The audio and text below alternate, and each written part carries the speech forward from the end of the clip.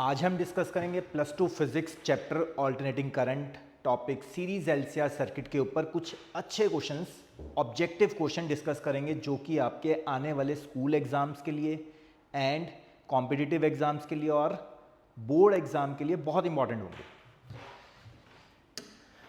चलिए जी, तो series LCR circuit का पहला क्वेश्चन है, आप रीड कर रहे हो, वीडियो पॉज करके पहले ये क्वेश्चन आपको खुद से ट्राई करना है। In a series LCR circuit, capacitance is changed from C to 2C and अगर रेजोनेंस रखनी है तो इंडक्टेंस में क्या चेंज आएगा। चलिए जी ठीक, तो रेजोनेंस कंडीशन किसे कहते थे? सीरीज LCR सर्किट में रेजोनेंस किसे कहते हैं? अगर करंट होता है यहाँ पे, वोल्टेज अक्रॉस रजिस्टर होती है यहाँ पे, वोल्टेज अक्रॉस इंडक्टर 90 डिग्री से आगे होती है, करंट से 90 डिग्री से आगे होती है, और वोल्टेज अक्रॉस कैपेसिटर जो होता है 90 डिग्री से पीछे होता है, करंट से 90 डिग्री से पीछे होता है। तो रेजोनेंस के केस में voltage across inductor is equal to voltage across capacitor. Mostly question आज इसी टॉपिक के ऊपर होंगे, voltage across inductor is equal to voltage across capacitor. Voltage का फॉर्मूला होता है जी current into inductive reactance, current into capacitive reactance, current से current cut, XL is equal to XC। Series LCR circuit का यही फंडा है, XL is equal to XC। XL is omega L, theory में हमने पढ़ा हुआ है, X is 1 by omega C। So omega square is equal to 1 by LC, है ना, omega square is equal to 1 by LC। तो यानी कि ओमेगा क्या हो गया? ओमेगा हो गया 1/√LC। इसी को कहते हैं रेजोनेंस फ्रीक्वेंसी, है ना, इसी को कहते हैं रेजोनेंस फ्रीक्वेंसी। ओमेगा को आप 2πf भी लिख सकते हैं, f को भी कह सकते हैं रेजोनेंस फ्रीक्वेंसी, ओमेगा को भी कहते हैं रेजोनेंस फ्रीक्वेंसी। चलिए, जब क्वेश्चन क्या था? क्वेश्चन था ओमेगा सेम रखना है, ओमेगा रखना है सेम, पहले भी और बाद में भी। पहले इंडक्टर की इंडक्टेंस हमने L ली हुई है और कैपेसिटेंस C। बाद में इंडक्टर की इंडक्टेंस क्या हो जाएगी? लेट से L डैश हो जाएगी, और कैपेसिटेंस कितनी होगी बाद में? 2C, डबल हो गई। L डैश हमें निकालना है, we need to find L dash. चलिए, क्रॉस मल्टीप्लाई भी किया और स्क्वेयरिंग भी कर दी, क्रॉस मल्टीप्लाई किया और स्क्वेयरिंग कर दी। So L dash multiply 2C is equal to L into C। C से C कट हो गया, L डैश हमें निकालना है, फाइनल आंसर आ गया L/2। तो नई इंडक्टेंस क्या हो जाएगी? पुरानी इंडक्टेंस डिवाइडेड बाय 2। तो ऑप्शन C, है ना, option C is the right answer. तो इस क्वेश्चन का आंसर आ गया ऑप्शन C। तो हमने रेजोनेंस के बारे में भी डिस्कस कर लिया कि सीरीज एलसीआर सर्किट में रेजोनेंस का क्या मतलब है। चलिए जी, नोट डाउन करना है, नेक्स्ट क्वेश्चन लेते हैं। आज का next question, resonance occurs in a series LCR circuit when. तो रेजोनेंस कहते ही किसे हैं? अभी फर्स्ट क्वेश्चन में भी हमने डिस्कस किया। करंट IRMS मान लेते हैं, हमने यहां शो कर दिया। वोल्टेज अक्रॉस रजिस्टर करंट के साथ सेम फेज में होता है। वोल्टेज अक्रॉस इंडक्टर करंट के साथ 90 डिग्री से आगे होता है। वोल्टेज अक्रॉस कैपेसिटर करंट के साथ 90 डिग्री से पीछे होता है। तो रेजोनेंस केस कब कहते हैं? जब VL और VC दोनों बराबर हो जाएं, तो इसको रेजोनेंस कहते हैं। Voltage across inductor is equal to voltage across capacitor. Voltage across inductor का फॉर्मूला क्या हो गया? IXL। वोल्टेज अक्रॉस कैपेसिटर का फॉर्मूला क्या हो गया? IXC। करंट से करंट कट, क्योंकि सीरीज में करंट हमेशा सेम होता है, करंट से current cut, XL is equal to XC। तो रेजोनेंस के केस में क्या होता है? XL is equal to XC। Inductive reactance is equal to capacitive reactance. तो ऑप्शन क्या हो गई इस क्वेश्चन के लिए? Right option is option A। चलिए, नेक्स्ट क्वेश्चन लेते हैं, आज का question number 3। When LCR circuit is at resonance then the phase angle between current and voltage is. Again resonance, ये वर्कशीट ही रेजोनेंस के ऊपर है। रेजोनेंस AC चैप्टर का मोस्ट इंपॉर्टेंट टॉपिक है रेजोनेंस। रेजोनेंस के ऊपर बहुत क्वेश्चन बनते हैं, छोटे छोटे CBSE बोर्ड से उठाए हुए क्वेश्चन है। चलिए जी, करंट हमने यहाँ शो कर दिया, एंड वोल्टेज अक्रॉस इंडक्टर ये रहा, वोल्टेज अक्रॉस कैपेसिटर अगर ये है, वोल्टेज अक्रॉस रेजिस्टर ये है। तो अब हमारा क्वेश्चन क्या है, when LCR circuit is at resonance, मतलब VL और VC सेम है, ये कट जाएंगे, है ना, ये कट हो गया।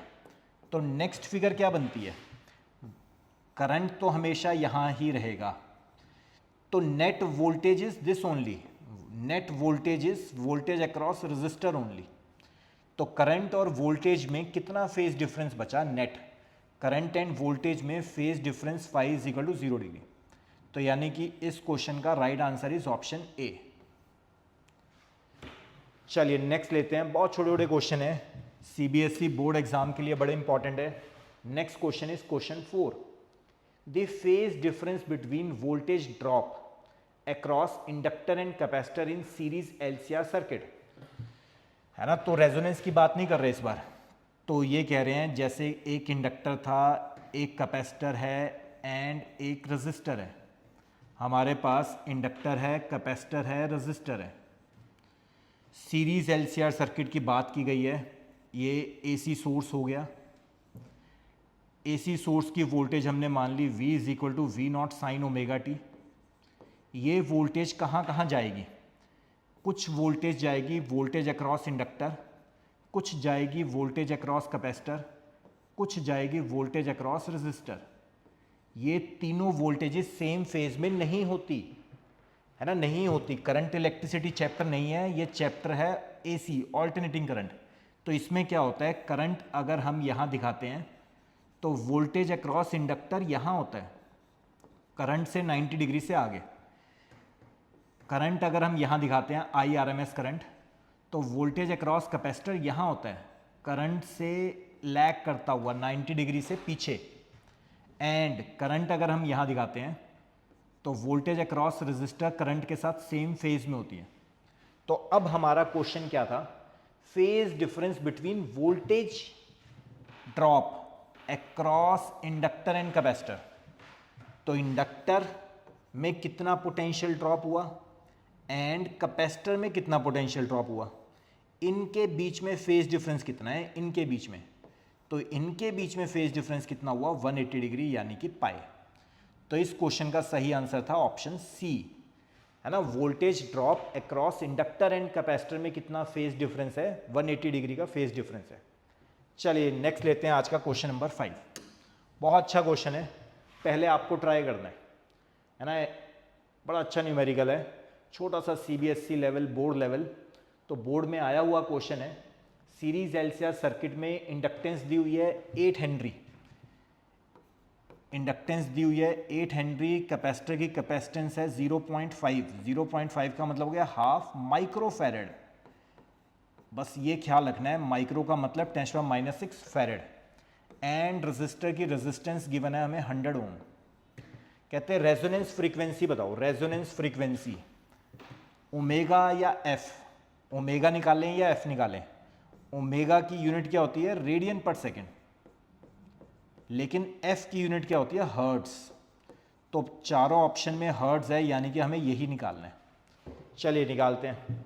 तो रेजोनेंस कहते हैं किसे थे, XL is equal to XC, है ना। Inductive reactance is equal to capacitive reactance, inductive reactance is omega L, capacitive reactance is 1/ωc। तो omega square is equal to 1/LC, omega is equal to 1/√LC। Omega होता है जी 2πf, 2πf is equal to 1/√LC। F हमें निकालना है 1/2π√LC। चलिए जी F निकालते हैं।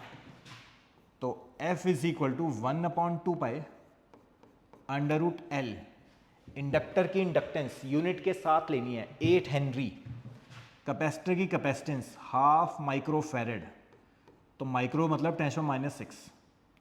कैलकुलेशन बहुत ध्यान से, 2π √, 2 से 8 कट तो 4, 4 का √ है ना। चलो 4 × 10⁻⁶, 1/2π। चारों ऑप्शन में पाई के टर्म में आंसर है, तो हमें पाई को कुछ नहीं करना है, पाई को पाई ही रहने देना है। 4 का under root is 2, 10 raise to the power -6 का अंडर रूट इज 10 और -3, 10 raise to the power -3 numerator में जाता है तो 1000 बन जाता है, 2 इंटू 2 4 पाई, 4 से 1000 कट तो 250 न्यूमरेटर में, पाई डिनोमिनेटर में, इतने मैनी हर्ट्स। तो इस क्वेश्चन का सही आंसर क्या था? ऑप्शन सी, 250 अपॉन पाई, इतने मैनी हर्ट्स। नेक्स्ट क्लास में और भी अच्छे अच्छे क्वेश्चन करेंगे। आज का आपका होमवर्क है, ये क्वेश्चन आपको ट्राई करके आना है। नेक्स्ट क्लास में इसी तरह और हम छोटे छोटे question, objective question board point of view से डिस्कस करेंगे। टिल देन चलिए जी, थैंक यू सो मच आपके टाइम के लिए। नेक्स्ट टाइम और अच्छे क्वेश्चन डिस्कस करेंगे। Thank you guys, thank you so much.